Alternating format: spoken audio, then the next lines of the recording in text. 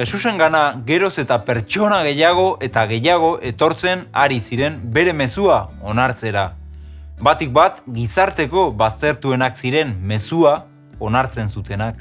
Adibidez, ospe txarra zuten prostitutak, denok gorroto zituzten bidelapurrak, deseroso xamar sentiarazten zuten eskaleak, gaixotasun nazkagarriak zituzten gaixoak, gizarteak baztertzen zituen, baina Jesusek denak beso zabalik onartzen zituen. Ez zuen inongo arazorik bekatariekin bazkaltzera joateko, edo gaixotasun kutsagarriak zituzten pertsonei besarkada handi bat emateko. Jesusek ere umeak pila maite zituen. Beraiekin egotea asko gustatzen zitzaion. Egun batean, ume asko beregana etortzen ari ziren, eta dizipuluek uste zuten molestatu egiten zutela, eta joateko esan zieten. Baina Jesusek esan zien, utzi aurrei niregana etortzen. Ez galarazi, horrelakoek baitute jainkoa errege. Berak esan zuen umeak harengana etortzen ez eragozteko. Jesusek beraiekin egon nahi zuen. Askok ez bezala ez zituen umeak traba edo eragozpen bat bezala ikusten. Atentzioa ematen dit, nola gustatzen zitzaien umeei Jesusen gana joatea. Nik 2 urteko ume txiki bat dakat, eta bera ez da edozein ezezagunekin joaten. Umeak maitatuak sentiarazten dietenekin joaten dira.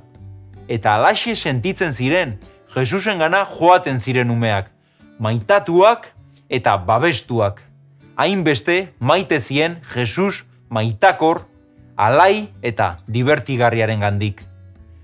Jesusek umeenganako zuen maitasuna ikusita, ez da harritzekoa, gaur aztertuko dugun parabolako protagonistak ume batzuk izatea. Esan dugu, gizarteko baztertuenek Jesusen mezua onartzen ari zirela, baina erlijiosoenek aldiz ez. Parabola hau asko zekiten fariseu eta lege maisu arroputzei zuzendu zien. Goazen parabola aztertzera. Norekin konparatuko dut bada gizaldi honetako jendea? Noren antzeko dira? Plazan eseriak dauden mutikoen antzeko dira. Honela ari baitzaizkio elkarri. Jo dizuegu, txistua eta zuek dantzarik ez. Hiletak jo eta zuek negarrik ez.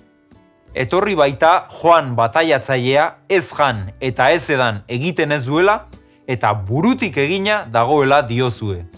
Etorri da gizonaren semea jaten eta edaten duela, eta esaten duzue azer tripazain eta mozkorra, zergalari eta bekatarien laguna.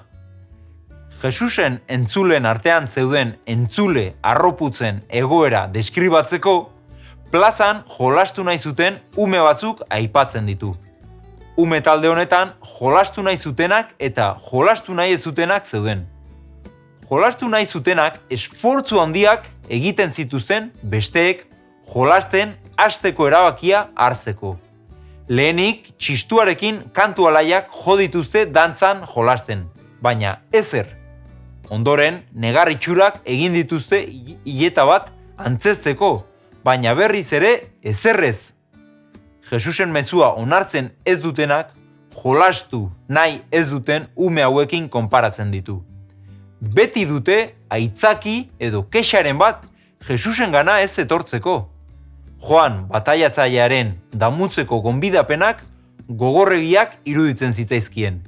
Eta Jesusen maitasun mezuak bigunegiak. Inoiz ez dira konforme egongo. Jesusen gana etorri nahi ez duenarentzat beti egongo da aitzakiaren bat. Ez dituzte ez Joanen damurako deiak, ez da Jesusen salbaziorako gonbidapenak onartu nahi. Zein desorosoa den beti kexaka dabilen norbaitekin egotea, ezta? Ba, horrelakoak ziren Jesusen mezua onartu nahi ez zutenak, beti kexaka. Parabola honek erakusten digun beste puntu bat da, jainkoaren erreinua tristea eta aldi berean alaia dela. Zer esan nahi du horrek? Bizitzako arlo guztietan oreka behar da. Jaunak ez du nahi guk beti triste eta goibel egotea. Berak guk salbazioaren poza izatea nahi du. Baina tristura ere egon behar da. Zergatik? Bizitzan egiten ditugun gauza txarrengatik damutzean tristura sentitu behar dugu. Gure jokaera txarrek jaunari mina eragin diotelako. Beraz, garrantzitsua da oreka mantentzea. Damua eta salbazioaren poza.